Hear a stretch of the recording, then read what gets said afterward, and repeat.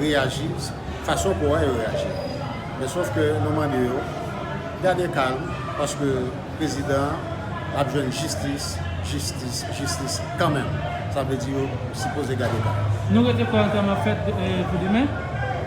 Pour façon de la population Oui, vraiment, population agitée, mais comme nous connaissons l'autorité de l'État lui-même, c'est lui-même qui est établi et c'est lui-même qui est là pour faire ce qui est nécessaire. Nous croyons qu'ils ont même été pris une décision pour faire enterrement. Ça veut dire nous-mêmes, nous ne pouvons pas contre ça. Ça fait triste. Mais nous demandons, gardez calme et puis quitter toute bagaille, dérouler selon Jacques qui a déroulé. Et nous disons que le président, ce n'est pas un président seulement, mais c'est un héros. Parce que depuis 1804, nous faisons perdre héros nous et c'est un héros qui remplace héros nous aujourd'hui. Et nous pensons que c'est un gros coup de chapeau, tout le monde dans le pays d'Haïti capable de lancer avec le président pour dire que nous avons un héros qui est tombé aujourd'hui. Ce n'est pas un président seulement, mais c'est un héros qui est tombé. Nous, quoi, là, nous ne pouvons pas camper. Nous ne pouvons pas camper dans la route.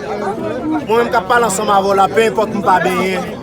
Je ne parle pas quand même pas changer de rate, je n'ai pas un problème pour me faire jamber là. Parce que exigiblement, il faut que nous soyons capables de jouer une justice à président Jovenel Moïse. Parce que c'est l'arrivée dans la phase toute vérité qui est cachée.